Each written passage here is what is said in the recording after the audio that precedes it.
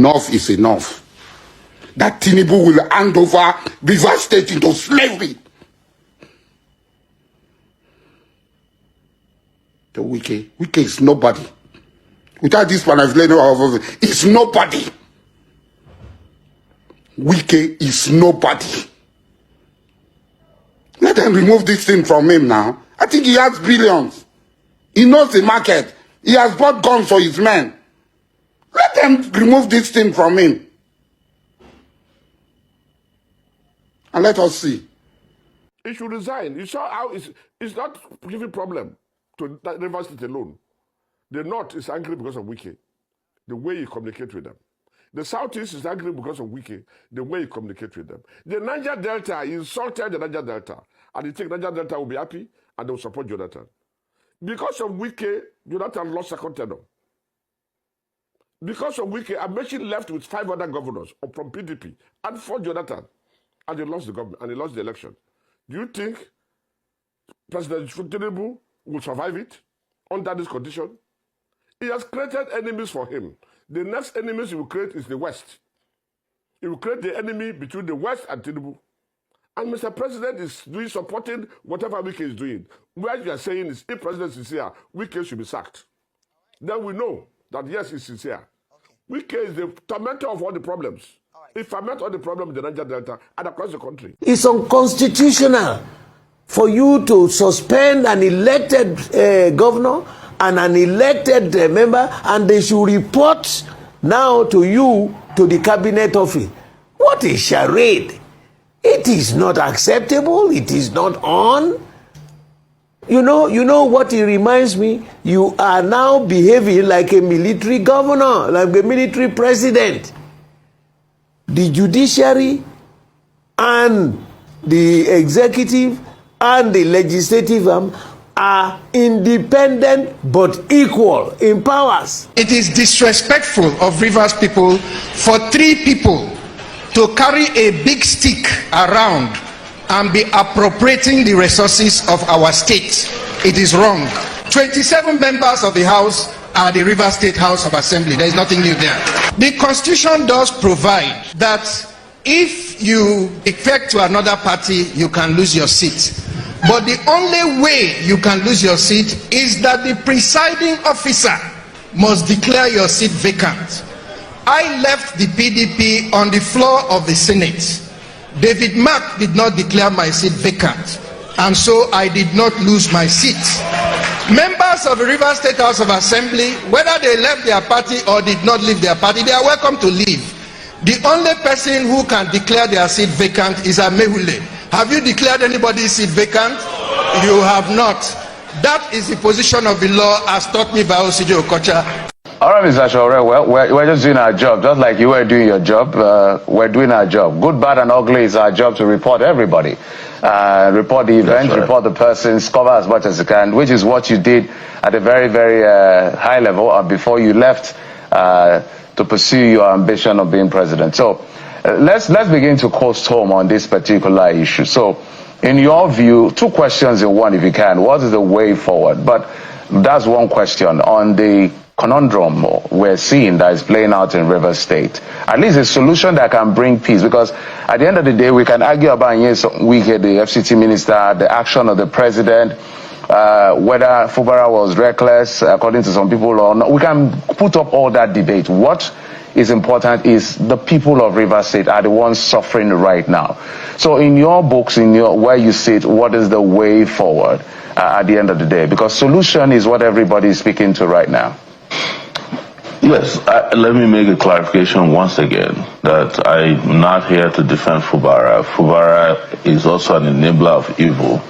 If Fubara hadn't existed under Wike, Wike would not have gotten away with some of the crimes that he got away with, stealing money in Rivers State. That's very clear. Fubara was declared wanted for stealing billions before he was packaged to become the governor of Rivers State. This is part of the results that we're seeing. They're the ones who enabled Wike. I'm speaking on behalf of due process. I'm speaking on the side of the people of Rivers State, whose resources have been hijacked by sole administrator, by these Abuja cabals. So that's what I am. But in terms of solution, You know, my solution is very simple. The people of this country must gather their arms together, hold it tight, and liberate themselves by all means necessary. It is very clear that this will be going through these circles of, mismanagement of resources, of our integrity, of oppression, if we don't do something about it. And probably that is why you noted that I've been very calm this morning, because maybe if I change my demeanor, more people can understand that I'm not just angry, but I want this country to really, really prosper and be peaceful and make progress, just like even some of our small African countries are doing. I saw last week there are 10 top African countries that are doing well in terms of economic development and making democratic progress. Nigeria is not one of them. Seychelles, one of these small islands, is one of them. Mauritius is one of them. South Africa is there. These are countries that we used to assist, with handouts some 30, 40 years ago. They're doing better than we do, and that's what concerns me. And we're not going to be talking about solutions in a roundabout manner, what is called roundaboutism. It's not the solution they provide, the solution we want that we should continue to provide, no matter how hard it is to hear it. We need to have a revolution in this country. Thank you.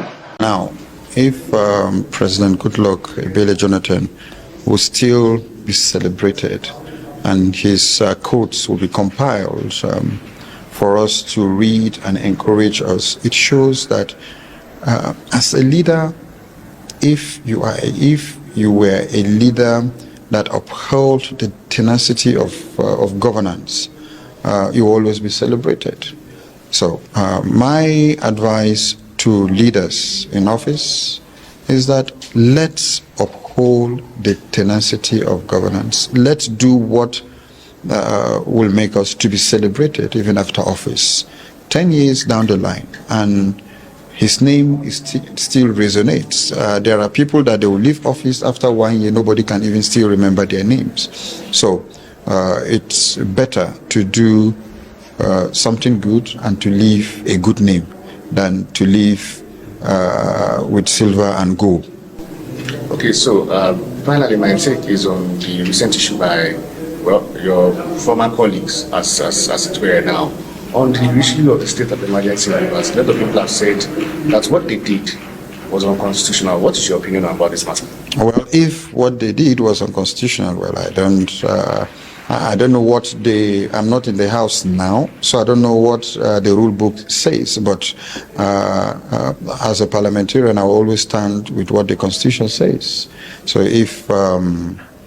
if what happened was not constitutional, absolutely I stand by that. I stand with what the Constitution says, but like I said, I don't know what the rule book says now in the floor of the House.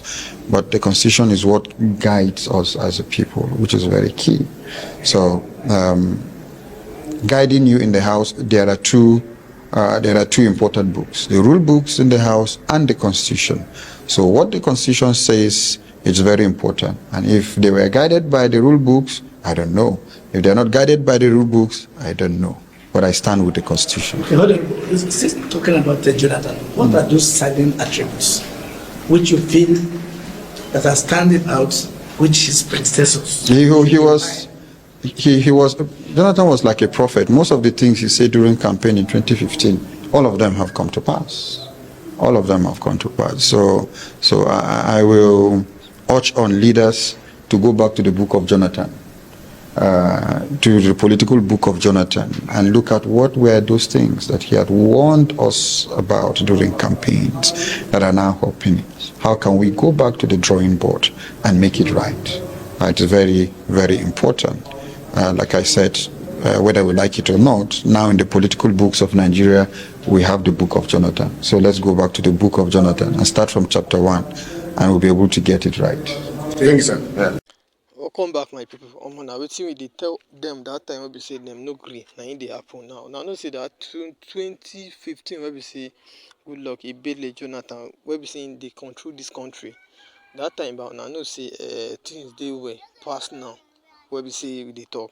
Now no say good luck Ibele Jonathan ten ure, you no fit compare am to anybody ten ure for dis country except Umar Yar'Adua. So dis issue now wey be say e dey happen for inside river, good luck Ibele Jonathan he don put mouth. Him say why dem wey be say dem be ex president no dey put mouth for anything wey be say current president dey do, be say e dey cause war, e dey cause fight. Na why be say dem no dey put mouth? If not, wetin Tinubu dey do e no just dey right at all. Na wetin dem dey talk. So though me I go like make you wey be say you dey hear me now, make you calm down, make you lis ten to wetin you wan talk. Although even dem Asari Dokubo, like you know say dem na gra gra dey do. So we never see the action ever since wey be say dey make mouth online. So you wey be say you dey hear me now, go like make you calm down, watch this video, make you hear wetin good luck Ibele Jonathan talk about all this president wey be say dey dey scatter things for this country. Just came down and play this video. But before you go watch this video, abeg, na today be the first time wey you dey come here, abeg, make you click on the subscribe button so that you no go miss our next video. Thank you.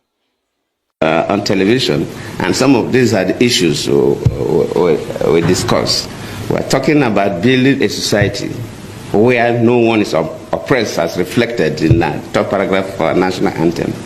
As a former president and also from the Niger Delta, when the issue of suspending the governor came up, I think people call on me, oh, President Jonathan, oh, President Obasanjo, you should say something.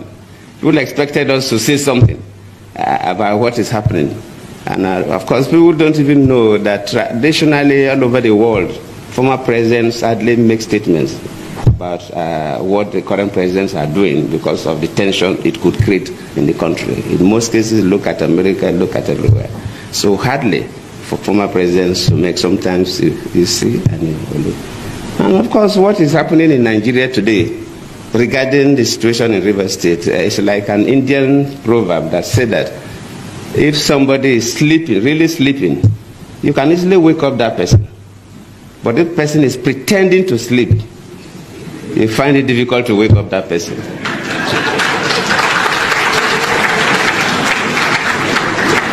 The key actors in Nigeria, from executive to the legislature, luckily Senator Binta and others are here, and the judiciary, they know the correct thing to do.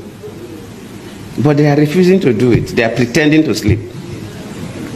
And waking such a person is extremely difficult because the person knows the right thing. The clear abuse of offices, clear abuse of power, clear abuse of privileges, cutting across from the three arms of government, from the executive to the parliament to the judiciary. And I always plead with our people that whatever we do affects everybody. And sometimes we do things and we think that it doesn't affect us.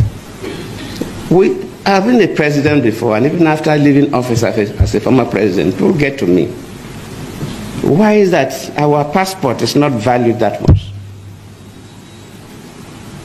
Why is that Nigerians are not given the kind of treatment we're supposed to receive at the international airports? Sometimes we think it's because of Yahoo boys or 419ers. No, not only them. Yes, they are part of the problem. But whatever happens in a country, decisions that are taken by the executive arm of government, decisions that are taken by the parliament, judicial decisions affect everybody. For example, no businessman can bring his money to invest in a country where the judiciary is compromised, where a government functionary can dictate to judges what judgment they will give. No man brings his money to invest in that account because they are taking a big risk. So whatever we do affects everybody. And if we must build a nation for our children and our grandchildren, no matter how painful it is, we must strive to do what is right.